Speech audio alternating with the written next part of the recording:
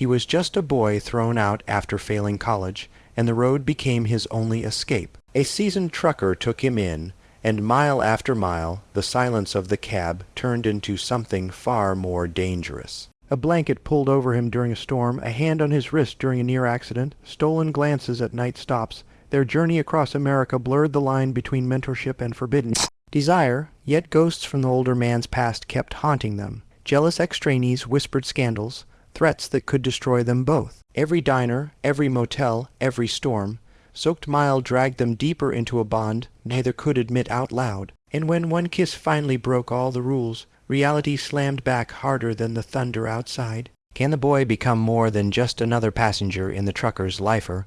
Will the endless road rip them apart forever? The email hit at 6:12 m, a clean little ding that sounded like a joke, and the words sat like a verdict. We regret to inform you. I read it twice, 3 times, as if I could bend vowels into mercy. Dad didn't wait for the end. He grabbed my duffel, opened the door, and let it fall onto the wet concrete. "No more drift," he said. "You're out tonight." My throat went dry. "I can fix this," I said. "It's a weightless there's appeals." The words broke like chalk. Dad held out his hand. I put the house key in his palm, because my fingers already knew he wouldn't ask twice. He didn't yell. That made it worse. "You had one job," he said. "You don't have a bed here for doing nothing." He slid my phone away. "This is done." The rejection hummed on the screen, stupidly polite. I waited for a different script to arrive, a version where Dad laughed and told me to eat, where Mom touched my wrist and said we'd figure it out. Nothing came. Rain started while we were wrecking the future. It drummed the porch and soaked the duffel in seconds.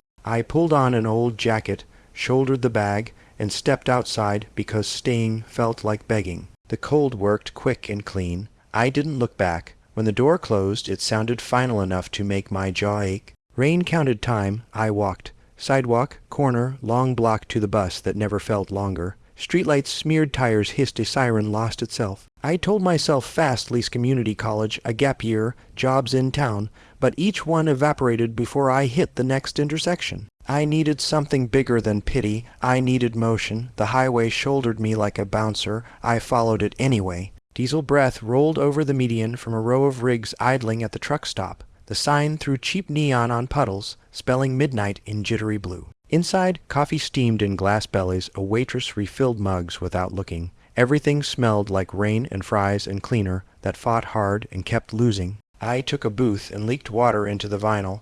The phone in my pocket was a brick. Dad had killed the plan. I studied my hands raw knuckles, a crescent of dirt under the nail, a red line where the key had sat. On the board by the restroom, a flyer clung to a pushpin. Trainee needed no experience, ride, Elong, Kel-sponsored. Beside it, a grease, pencil, number, and 3 words, serious about miles. I stood there too long, pulse ticking with the drip near the soda machine. My reflection in the plexiglass was the kind you avoid sleep, starved, rain, patched. I tore off a tab with the number and slid it into my wallet like a superstition. It felt heavier than cash. It felt like a door. Back at the booth, I bought the cheapest thing that let me sit. Fries came hot and forgiving. I burned my tongue and kept eating because salt tastes like being alive. On the TV above the pie case, weather maps colored a country the size of my fear. I dialed, ready for it to go nowhere. 1 ring, 2, a voicemail clicked. "You've reached Harris Freight. Leave it short." The tone arrived, my voice didn't. I hung up. The paper tab stuck to my fingertip. I pressed it to the ketchup bottle just to feel it let go, then grabbed it again like it might jump into the trash if I blinked. Outside, the storm leaned harder. Trucks arrived and exhaled.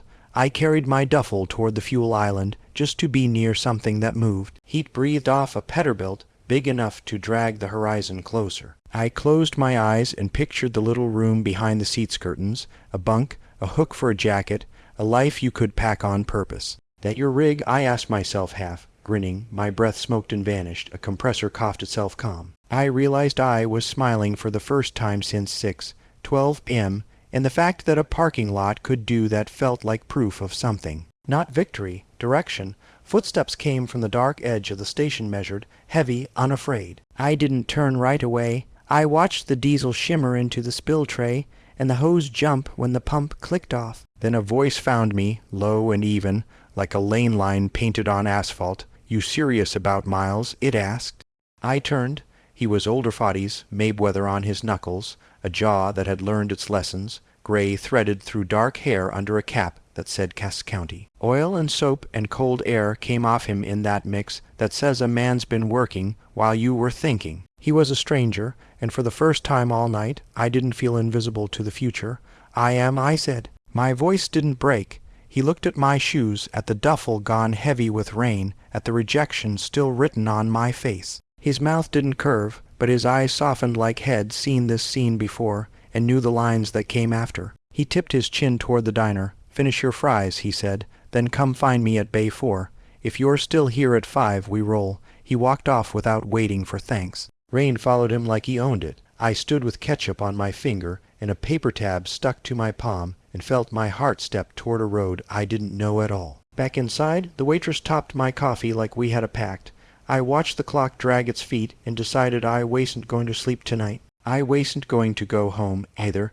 The tab lay on the table between my hands like a small, dangerous promise. Where would he take me? What would Miles do to a kid who had just lost his address? I didn't have answers. I had 5 a.m., Bay 4, and a name I'd only heard on voicemail, Harris. Dawn wasn't here yet when I stepped into Bay 4. Mist floated like breath above the asphalt.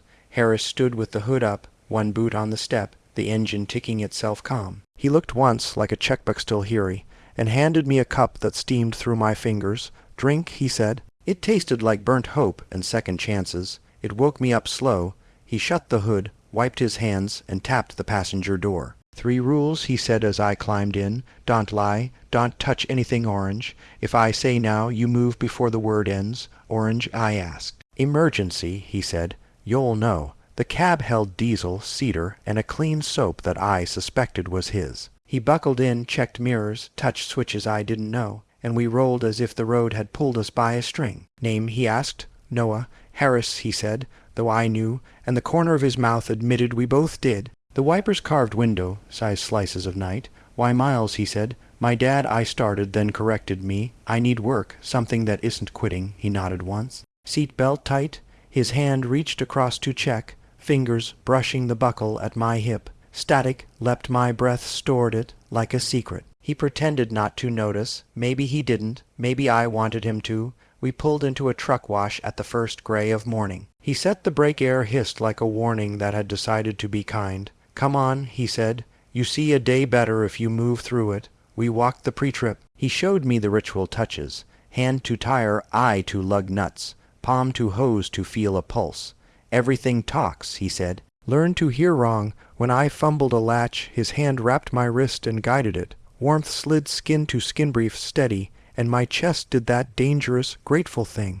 Till school teaches names, he said. I teach habits. He tossed me a neon vest. Put it on. Don't let anyone mistake you for a ghost. Sun rose like it didn't want to wake us. The highway softened from charcoal to pewter. A billboard promised salvation and pie at the same exit. For the first time, the future didn't feel like punishment, it felt like Miles. Dispatch called. He hit speaker. Harper, you good for Atlanta tonight? A woman asked Sheila, clipped awake. Copy, he said. Road, clear after Knoxville. Watch shaded ramps. Always, he said, killing the call. Ock, he glanced at my duffel. You got a jacket, that's not a suggestion. No. He lifted a gray hoodie from the hook and handed it over. Wear it, we're not proving anything. It was soft and still warm. My throat tightened. I buried it by studying the registration. Afternoon, we crossed mountains, lanes curling like ribbon. He narrated grades and gears, respect and wreck. Wind hit us broadside. He placed my palm on the dash. Don't fight the sky, he said. Let it pass through. Correct what you can. We stopped for lunch at a diner that framed trucks like family portraits. The waitress called him darlin'. He ordered eggs, toast, potatoes, extra bacon, and slid the extra to me without ceremony. Our fingers met heat, drew a quiet line under my collar. He kept talking axles as if nothing had happened.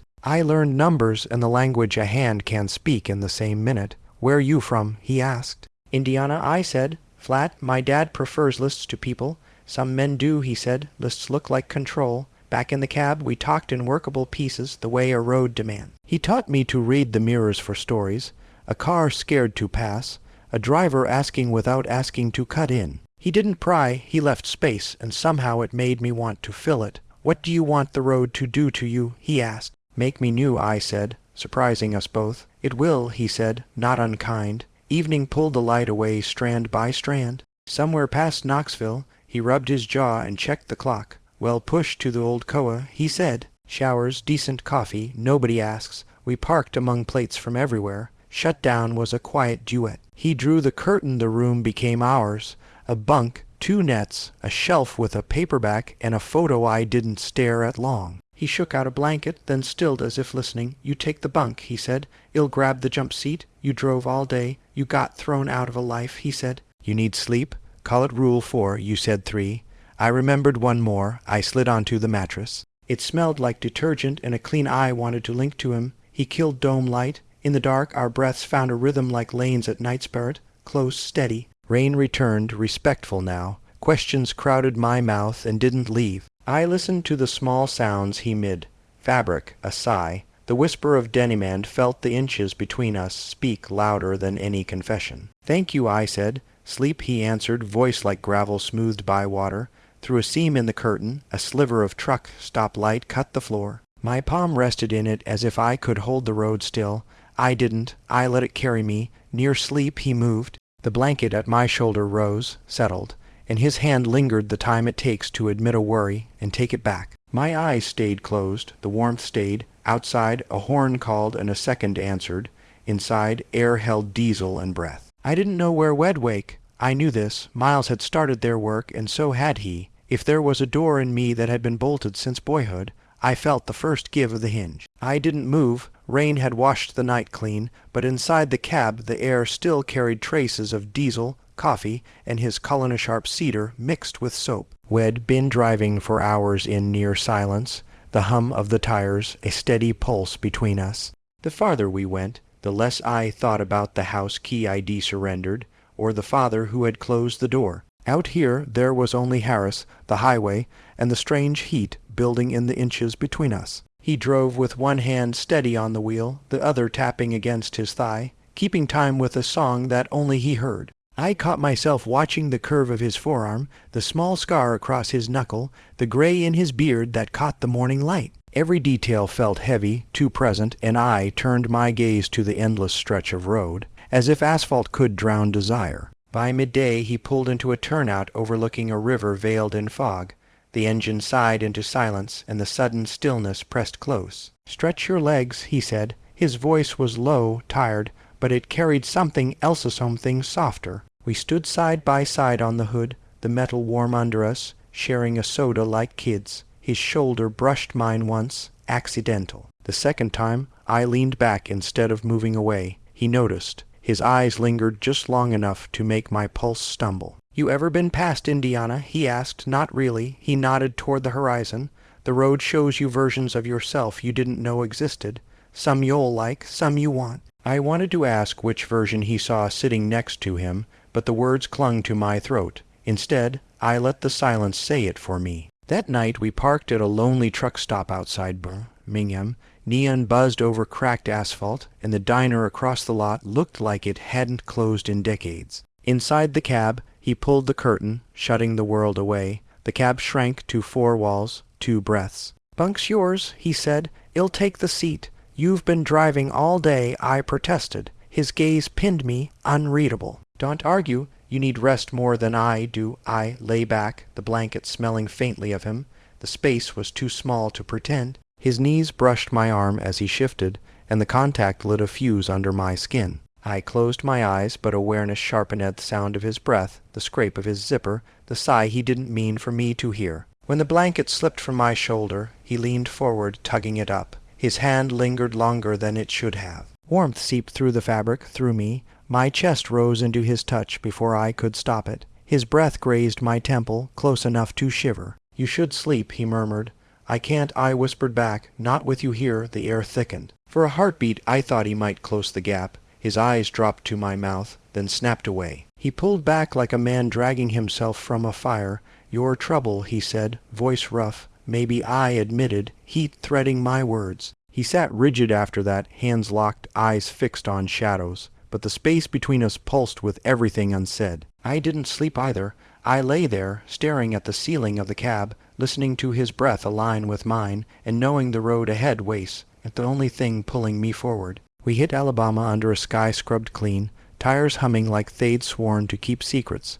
By noon Harris slid us into a taa with dying neon. He parked straight, brake air sighing. Inside, steam and chatter. A driver with a salt, gray braid lifted his chin. Well, he'll be replacing him quick these days, huh? Harris' jaw went still. Morning, Ray. Ray's eyes skimmed me. Name, Noah, I said.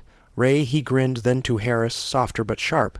You tell him about Cody or you letting the road do that. Something in my chest dipped. Harris didn't answer. He ordered eggs. Ray winked and left a greasy business card. When he was gone, I found my voice. Who's Cody? Not now, Harris said. Flat as freight. We ate quiet. I watched us in chrome, a man in miles and a kid trying to stand. Back in the cab, silence stretched until it snapped. Tell me, I said. He was a trainee, and I failed him, he said, eyes on the dash. He fell asleep on a night run. I should parked earlier. Rumple Strip screamed us awake. We were fine. He wasn't. He left next town with someone promising easy miles. Jealousy surprised me, sour and hot. So am just the next stray you pick up. His eyes cut to me. Don't do that. Do what? Pretend you didn't put a blanket over me like... I stopped before Like You Cared could get out. Dispatch rang. He hit speaker. Sheila's voice arrived brisk. Harper, Jake filed that complaint again. Keep everything clean, no Gray. She hung up. Gray sat between us. Who's Jake? A mistake, Harris said. The word clanged. I laughed once, paper dry. So that's the story. You rescue, they fall asleep on you. Someone files a complaint, and you keep driving.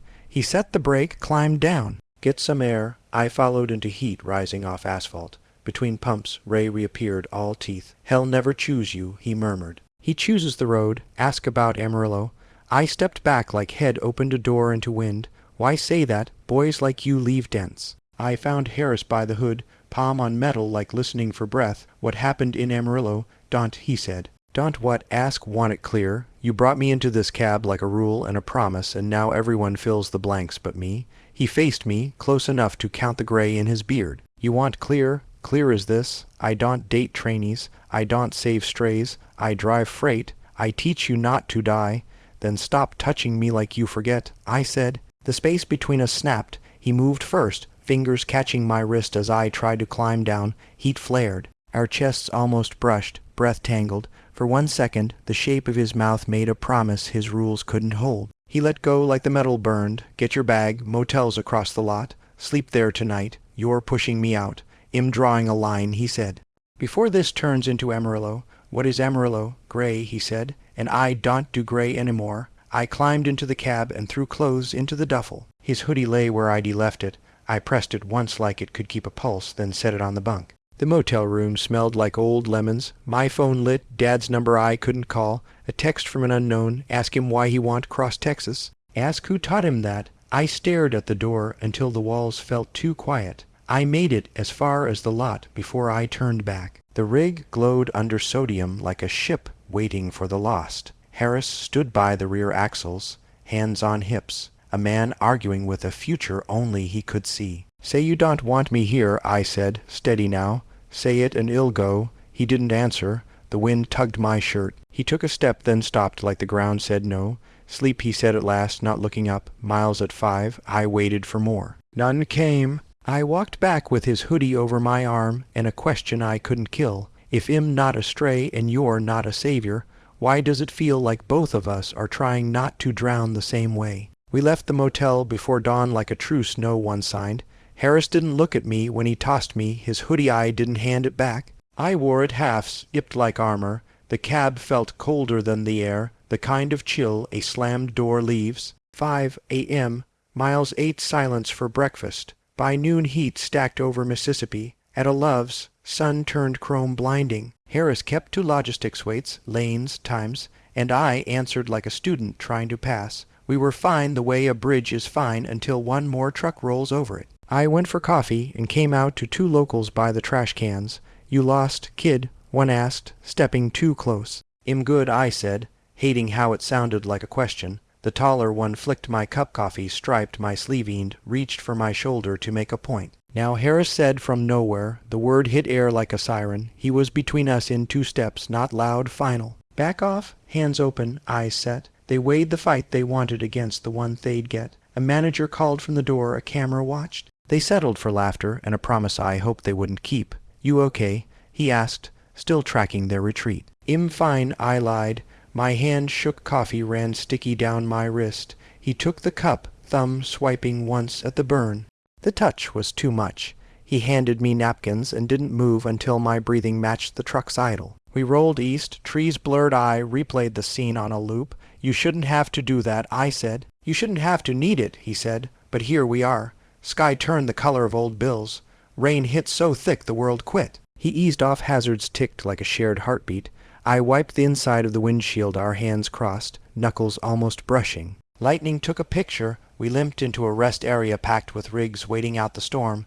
Harris killed the engine and drew the curtain. In the small dark, the tick of metal, rain on the roof, my breath not steady. Let me see the burn, he said. It's nothing, I said, offering my wrist. He cleaned it fast, cool water, a strip of gauze, and not pulled neat. His thumb paused at my pulse long enough to ask a question neither of us said out loud. You can't keep saving me, I whispered. Im not, he said. Im driving freight with a passenger who keeps getting in the way of gravity. That sounds like saving. That sounds like Tuesday. We were close enough that I felt his breath when he exhaled.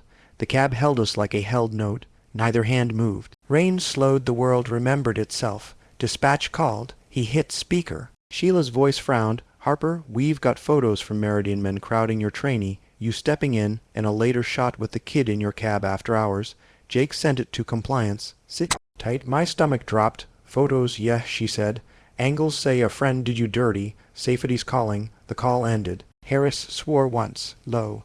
Ray, he said. Unknown number, I answered. A slow voice. Noah, right? Ask Harris why he want cross Texas. Ask who sent him home from Amarillo with a warning and a heart he pretends he doesn't have. Click. What happened in Amarillo? I asked. He pinched the bridge of his nose, breathed out like a door opening. I crossed a line with a trainee, he said. Pictures, complaints, he lost his job. I kept mine, and Jake, he wanted yes after I said no. He filed gray until it stuck. Rain eased. The truth sat between us like an open toolbox you don't want to kick. Tell safety the truth, I said. Tell them you push me away even when what? He asked, soft, even when I wish you wouldn't.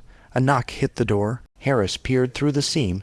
A man in a reflective vest waited with a clipboard and a poised smile. Random inspection, he said when the door opened. Logs, bills, medical card, cab access. A knock at the door. Random inspection, logs, bills, cab access. We passed weights and the trap questions.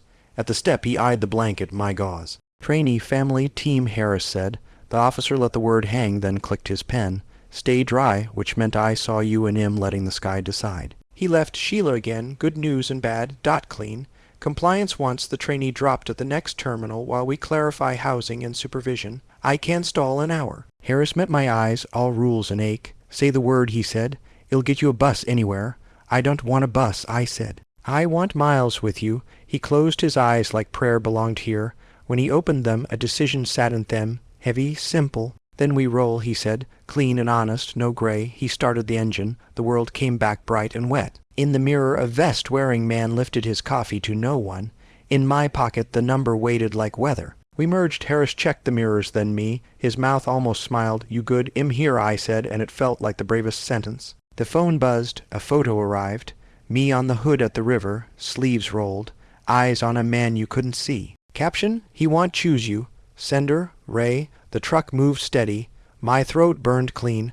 I turned the screen. Harris nodded once. Let him watch us drive, he said. We did. For a while miles were only miles. Then the sky darkened ahead, a bruise dragging its knuckles over the tree line. Wind shift, he said, frowning at radar. We may earn our pay. The first gust shouldered us. The second shoved harder. The trailer swayed, he corrected with a calm that made space inside my panic. Hands on the dash, he said. I set them there and felt the rig talk. A sign flashed, high wind. Spark if possible. Should we? I asked. 2 more miles, he said. Big lot ahead. We didn't make 2. A gust taller than anything ID met shoved us into the rumble strip. The world roared and, for a split second, lifted. He rode the line like a handrail to somewhere safe. We crawled into the lot as cones tumbled. He stopped, brake air shouting. For a beat, neither of us spoke. Then, because the world likes a stack, the phone lit again. Coem ply. In Kikol now. Harris didn't. He reached across the small space and wrapped his hand over mine where it still rested on the dash. Not a rescue, not a claim, a steadying. Outside, wind took another swing. Inside, we held fast. The storm let us go sometime after midnight. But inside the cab, the air stayed heavy. I lay on the bunk, wide awake, listening to Harris' breath from the jump seat. Every mile of silence felt louder than thunder. At last he spoke, voice rough, low. "You read that message from Ray? Yeh, you believe it? I don't know what to believe because you don't tell me." He shifted, boots scraping the floor. "He's not lying. Amarillo happened. I crossed lines. I wanted someone I shouldn't have. He wanted me more, and it ended with a complaint and a warning." My chest nodded. "So am just a repeat." His eyes met mine in the dim light. "You're not Cody. You're not Jake. You're different, which makes this worse." I sat up, blanket falling to my lap. "Worse for who? Maybe 'cause I keep guessing what you mean, or yob 'cause you're scared someone will see you want me." He didn't flinch, but his hand curled into a fist. "Don't twist this." "I'm not twisting," I snapped. "I'm asking. Every mile I sit here waiting for a sign you're more than a wheel. And then you touch my wrist, pull a blanket up, look at me like I'm the only one in the world. And next second you slam the wall down. Which one is the truth?" The cab filled with our breath, fast and uneven. Harris stood, crowding the small space, his shadow huge against the curtain. His voice cracked like steel under stress. "The truth is I want you. God help me, I do. I wanted you since the night you stood in that rain looking like y'd lost everything, and I've been trying to drive it out of me with Miles. But you keep looking at me like I could be something more than a war. Nout driver, that's what breaks me." His confession left the air scorched. My pulse slammed. For a second neither of us moved. Then I rose, closing the inches, then stopped pretending. His hand caught my arm hard, like he wanted to shove me back and pull me closer at the same time. Our faces hovered a breath apart, heat bleeding through the dark. His whisper landed on my lips. "This is a mistake." "Then why does it feel like the first thing that isn't?" I shot back. And then he kissed me, not gentle, not careful, a storm breaking against glass. My hands gripped his jacket, his fingers dug into my shoulder like he was afraid I'd vanish. The cab spun around the point where our mouths met, and for one impossible minute nothing existed but breath and heat and the way he held me like a lifeline. When he pulled back, his forehead pressed to mine, his voice trembled. I can't do this again." "Then don't call it again," I whispered. "Call it now." His eyes shut tight. "They'll ruin us." "Dispatch compliance. Ray they'll eat us alive." "Let them try," I said. My voice surprised Mestiel I didn't know I carried. "Because for once in my life I don't want to run. I want to stay." For a heartbeat he almost believed. I felt it in the way his hand softened, thumb brushing my jaw.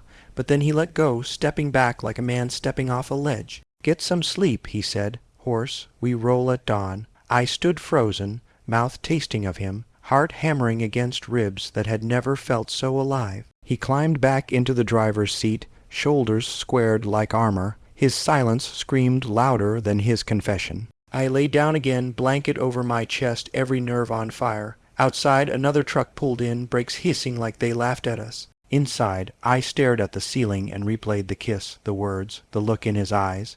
It wasted closure. It was a fracture that glowed, bright and dangerous, promising that nothing about the road ahead would ever be the same. Morning cracked pale through the windshield. Harris didn't wake me. He was already at the wheel, hands steady, eyes locked on the endless line of asphalt. The kiss from last night still burned on my lips, louder than any horn, heavier than any mile. I wanted to speak, but the cab was built of rules and silence. At a fuel stop, he handed me coffee without looking. Our fingers brushed, and that was all. No words, no promises.